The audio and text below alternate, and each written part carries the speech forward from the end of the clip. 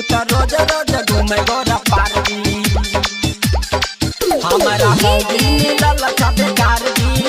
उतर रोज रोज घूमे गोरा पारदी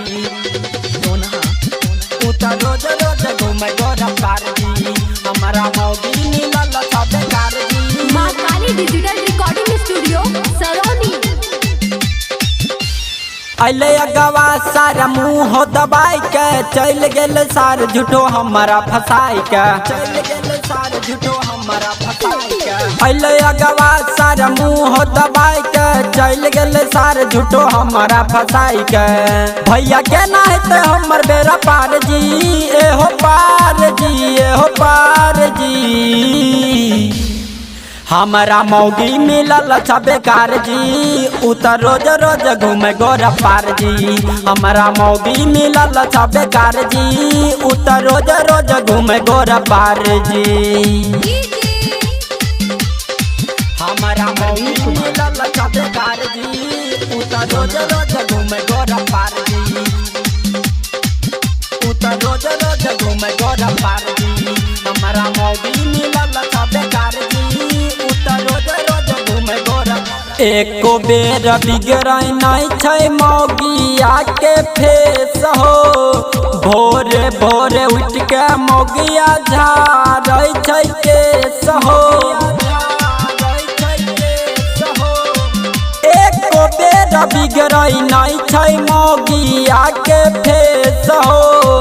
भोरे भोरे उठ के मौगिया झाड़ै छै केस हो लाली लगाबे कब क्रीम लगाबे हमरा से चोली के फीता बंधवाबे अब हमारा बचाइल सरकार जी एहो कार जी एहो कार जी हमारा मौगी मिलल छबे कार जी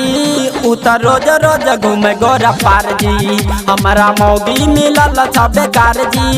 उतर रोज रोज घूमे गोरा पार जी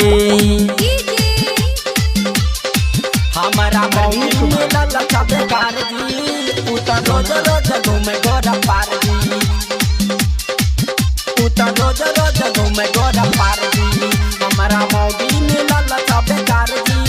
उतर रोज रोज घूमे गोरा छुप छुप के मौगी आई खाई छै मलाई जहिया से अइलै घर में गेलै मोटाई छुप छुप के मौगी आई खाई छै मलाई जहिया से अइलै घर में गेलै मोटाई रह ज्ञान चंद के गाँव में बड़ा नाम हो एल के दीपक दिल खुश कल के बड़ा नाम हो दिलीप छुई ले तो बिजली के तार जी एहो तार जी एहो तार जी हमारा मौगी मिलल छबे कार जी उतर रोज रोज घूमे गोरा पार जी हमारा मौगी मिलल छबे कार जी उतर रोज रोज घूमे गोरा पार जी।